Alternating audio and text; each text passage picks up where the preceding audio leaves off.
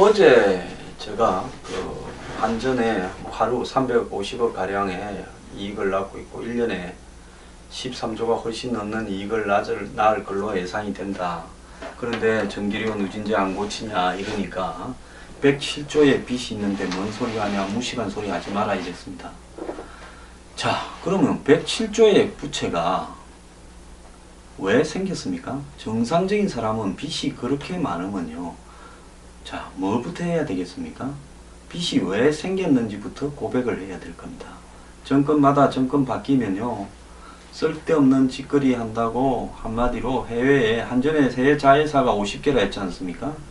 그 중에서 돈 떠먹은 게 얼만지, 과연 그 107조 빚이 과거에 기름값 비쌀 때 전기료를 가스값 비쌀 때 싸게 유지한다고 적자가 난 것인지, 그런 적자가 조금 나는 것을 빙자해서 여기저기 다 빼먹고 나눠가지고 펑펑 써제끼고 상납하고 비리 저지르고 하면서 107조가 됐는지 구분을 해야 될 거 아닙니까? 4대 강하면서 수자원공사 빚이 늘어나고요, 지난 정권 때 가스공사, 석유공사 빚이 늘어났는데 그 중에 도둑질 해먹은 거 규명도 잘 안 되지 않았습니까? 그때 뭐 몇 조짜리 회사를 샀다가 날리고 한 게 바로 있었지 않습니까? 107조가 어떻게 해서 생긴 내막인지를 국민들한테 한번 까봤어요. 까봐. 그 다음에 빚이 그렇게 많으면요, 빚을 줄이려고 노력을 해야 될 거 아닙니까? 작년에 11조 뭐 몇 4천억의 흑자가 났다 하면 그 중에서요 한 7, 8조는 빚을 줄이는데 써야 될 거 아닙니까? 그렇게 하고 있느냐? 올해 13조 5천억쯤 난다면 그렇게 합니까? 자, 저쪽에 한전 부지요, 삼성동에 현대차한테 10조가 넘게 팔았지 않습니까? 그 돈 빚 갚는데 썼습니까? 지랄하고 자빠졌네요. 어제 그 댓글 다던신 분 대답 좀 해보세요. 한전 직원입니까? 정말 얼토당토한 댓글 다는 사람들한테 정말 내가 당신들 만큼 몰라서 이런 이야기를 한다고 보십니까? 이 나쁜 인간들 정말 한가하면요 딴 데 가서 장난치세요. 107조가 어떻게 생겼는지 내막을 공개해보세요. 도둑질 해먹을 거 다 해먹고 그 판에도 팽팽 날아먹고 원전 수출 아니 벨지라를 다 해대면서 적자를 누적시켜놓고 한수원 비리, 발전자회사 비리부터 시작해서 한번 다 이야기를 해볼까요? 뇌물 먹다가 깜빵 간 사람들? 자, 지금 기사가 한두 개가 아닙니다. 자, 한전은 지금 가정이나 산업계에서 전력을 인하해라. 지금 산업계는 그리 싸게 쓰고도 또 인하해라 하는 모양이에요. 그러니까 한전은 100조가 넘는 부채가 있기 때문에 부채부터 갚아야 된다는데요.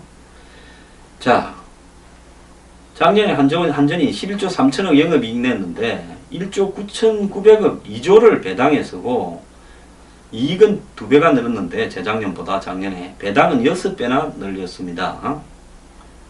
자, 말만 부채 갚는다 하지 2017년까지 107조 중에서 15조 부채를 감축한다고 전방위 대책을 마련한다고 국감장에서 말을 했는데 2014년 100조, 108조 8천억이 든 부채가 약속과는 달리 작년에 쥐꼬리만큼 1조 5천억 줄어들었고, 또 한전 삼성동 부지 매각 대금 10조 5천억은 부채 상한에 써지고도 않는다라는 겁니다. 그래놓고 성과급을 3천억 넘게 갖고 가고 직원 한 명당 연수한다고 800만원 이상씩 써제끼고 카드가 13,300개가 되고 법인카드가 지랄하고 자빠졌네요. 정말 일할랍니까? 따지려면 한전에 공식 대변인이 나오면요, 저하고 공개 토론합시다. 107조 부채 내게 됐어요. 장난치지 말기 바랍니다. 자, 2년 전에 슬그머니 없앴던 임직원 복지카드도 또 슬그머니 되살렸답니다.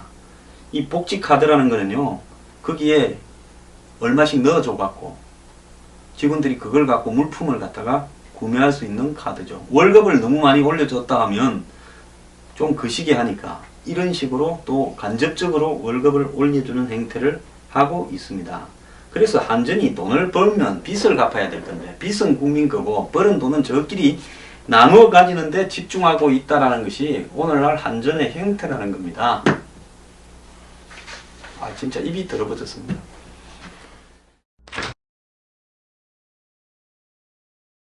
요즘 뭐 편의점 도시락이 맛있니? 저도 사실 뭐 사무실에서 밤에 늦게 뉴스 브리핑 주말 걸 좀 찍고 할 때 도시락을 먹습니다. 솔직히 뭐 나가서 먹기도 싫고요. 요즘 뭐 뉴스 브리핑 뭐 적자인데, 요즘 적자가 아니라 처음부터 적자였습니다. 적자 폭은 조금씩은 줄어들고 있지만 아직도 적자입니다. 그래서 싸고 해서 먹지만 먹고 나면 뭔가 밥을 먹었는데 인스턴트 라면 먹은 듯이 찝찝하긴 합니다. 자, 그런데 젊은 사람들 20, 30대나 이걸 먹는가 했는데 40대 이상의 중장년층 고객들도 도시락을 열심히 드신답니다. 그래서 백뭐 도시락, 김뭐 도시락, 누구 도시락 해서요. 도시락도 이제 브랜드가 있고 경쟁이 붙어가 편의점마다 다양하게 여러가지 종류가 나오는데요. 자, 40세 이상의 중장년층 도시락 구매 비중이 32.9%까지 증가를 했습니다. 즉 3명 중에 1명은 중장년층이죠. 40대 구매 비중이 늘어서 2014년 16%에서 한 20%까지 늘었습니다. 50대도 늘었고요. 자, 그래서 20, 30대가 여전히 이런 도시락, 편의점 도시락 주요 구매층이지만은 중장년층이 구매 증가를 지금 하는 이 부분에 대해서 알뜰 소비가 확대되었고 간편함을 추구하는 생활 방식이 전 세대에 나타나고 있다. 언론은 이렇게 쓰는데요. 참 기자들 뭐 괜찮은 직업이라서 그런지 모르지만 말 좀 조심해야 됩니다. 자, 편의점이 중장년층한테 익숙한 이 소비 채널이 됐다라는 부분은 뭐 이렇게 해석을 하는데요. 이것은 솔직히 말하면 중장년층 중에서 돈 때문에 가진 게 없어서 3, 4천 원에 한 끼를 때우려면 식당에 눈을 씻고 찾아도 3, 4천 원에 한 끼 때울 식당은 서울 변두리 재래식 시장에 파는 칼국수나 김밥 외에는 없습니다. 그러다 보니까 할 수 없이 그래도 밥하고 반찬 몇 가지라도 좀 먹어보자 하는 사람은 3, 4천 원을 주고 때울 수밖에 없는 김혜자 도시락, 뭐 해리 도시락, 백종원 도시락 이런 걸 먹는 거죠. 왜? 반찬이 끝으로는 6, 7개 돼서 푸짐해 보이는데 과연 이렇게 공장식으로 찍어내는 반찬들 도시락이 이게 과연 먹고 싶어서 먹는 사람은 어디 있겠습니까? 그래서 도시락 매출이요 작년 대비 3배나 이렇게 껑충 뛰었다. 그러면서 편의점 업계는 모든 세대가 좋아할 집밥처럼 맛있고 따뜻한 도시락을 선보이겠다 이러는데요.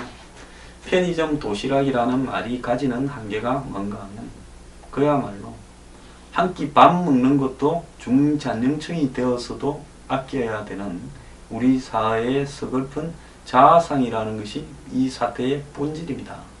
이걸 소비 채널이 다양화되니 알뜰 소비가 생활화되니라고 이렇게 말하지 마십시오. 누구든 행편만 되면 솔직히 식당 가서 밥 먹기를 원하죠.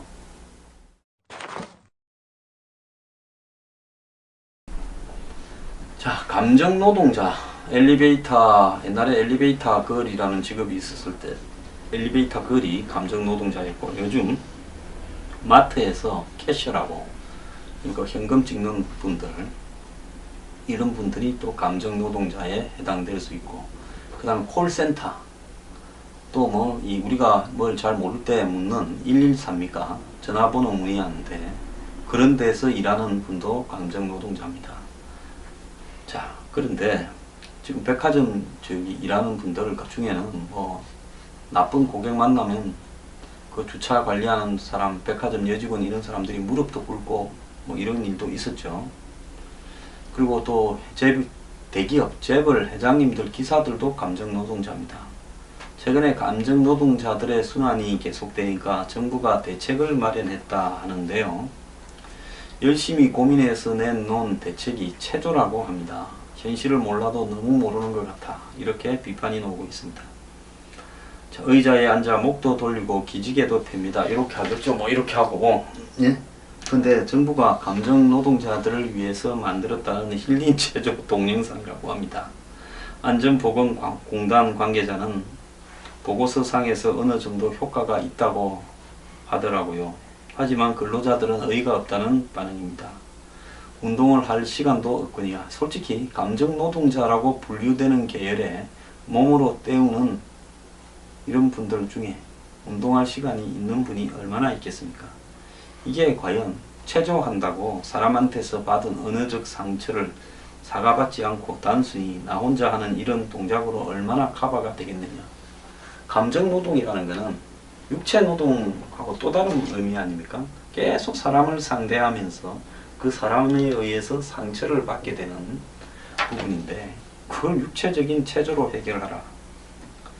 우리나라의 근로자 10명 중에 4명은 근로시간 절반 이상을 고객을 상대해야 되는 감정노동자라고 합니다. 특히 콜센터 직원의 89%가 언어폭력을 당하고 마트와 백화점 직원의 절반이 신체적 폭력이나 위협을 받고 있다고 경험했다고 합니다.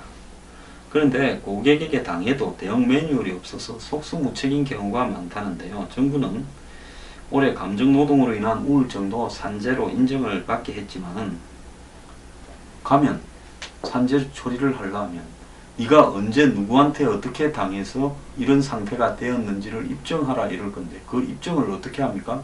자기한테 감정이 상하게 한 우울증을 갖고 오게 한 상대를 찾아내서 당신이 며칠 날 나한테 이런 일을 했지요 하고 할 겁니까? 안 그럼 녹음기를 들고 고객들이 욕을 하면 그걸 녹음을 할 수 있습니까? 하나하나한 이야기를 하고 있습니다. 자, 감정노동연구소 소장이란 분도 있네요. 이분이 이야기는 산재 인정받으려고 신청을 했지만 거의 실패했고 재판까지 가서 승소한 경우가 한 차례 있다 이랬는데요. 참으로 정부나 공무원들이 하는 일은 우째 매사가 다 이런지 모르겠습니다.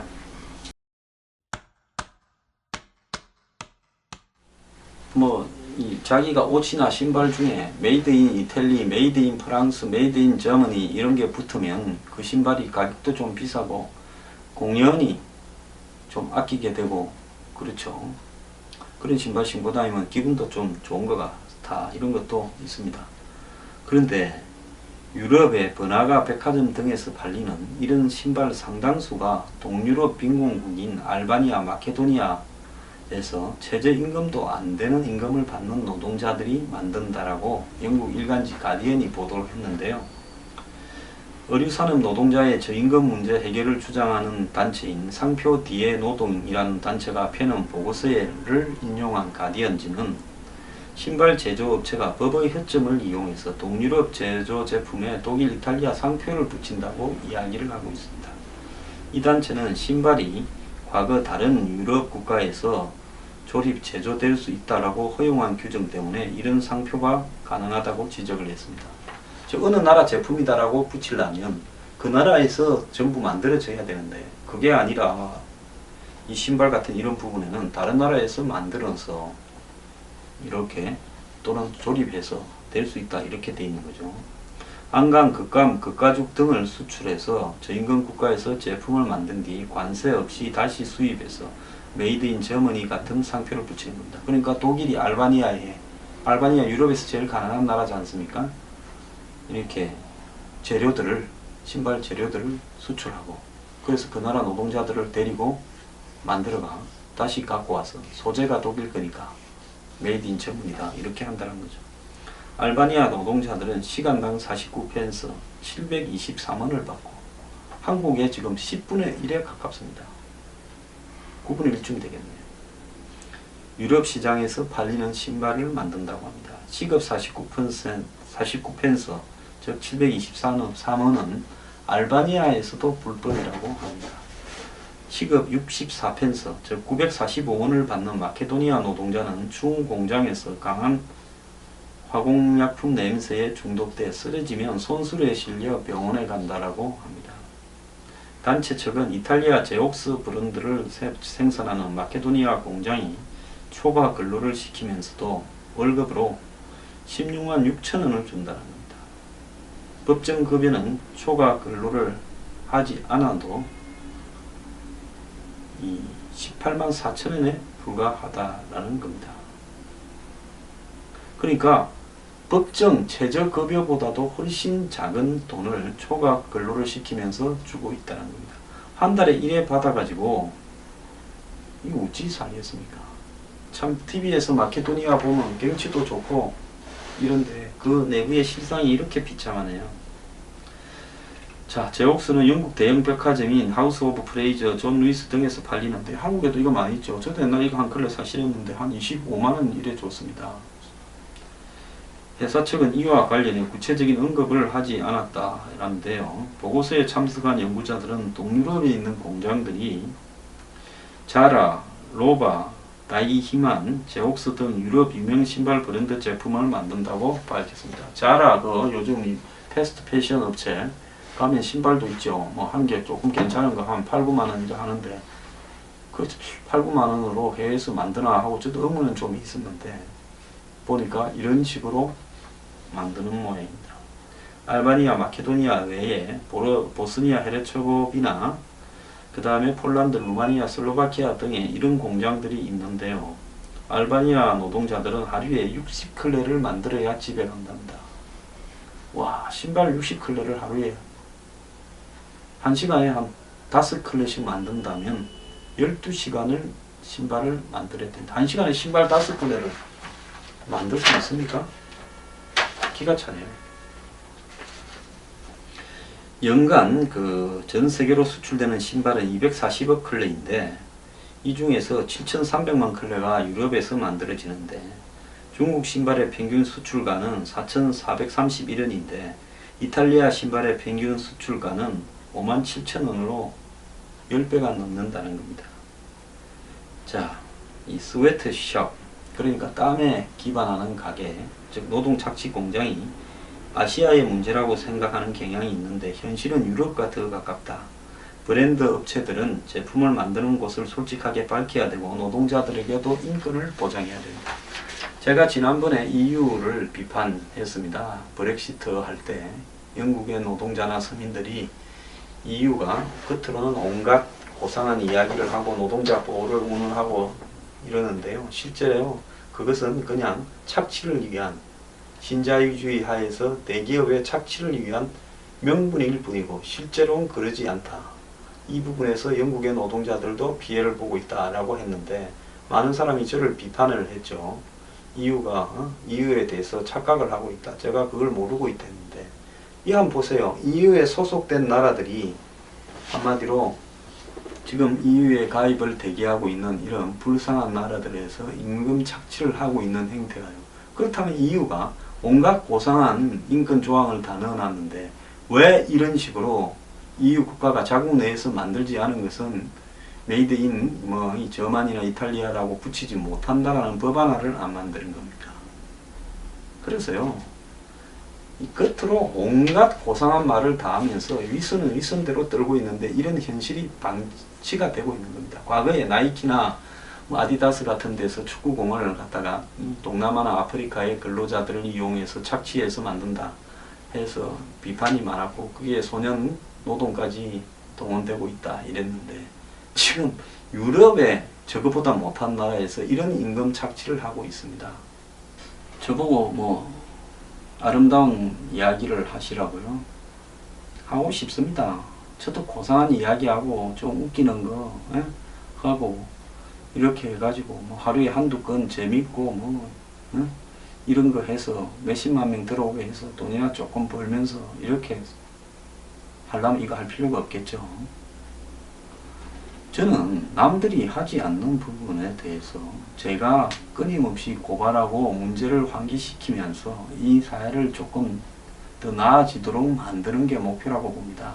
그러다 보니까 자신의 인생이 온화하고 평온한 사람들은 이런 불편한 진실에 관해서 듣기가 굉장히 부담스럽겠지요. 그런 분들은 제 방송 볼 필요 없습니다. 세상이 조금만 더 나아져야 된다. 이렇게 생각하시고 거기에 조금씩은 서로 노력을 해야 된다. 이렇게 생각하시는 분들만 제 방송을 보길 바랍니다. 9월 1일 오후 7시 반에 제 강연이 있습니다. 오프 더 톡 강연에서 이번에는 사드 배치 문제가 내년 대선을 좌우할 거다. 이런 주제로 강연을 하겠습니다. 많이 와주시기 부탁드립니다.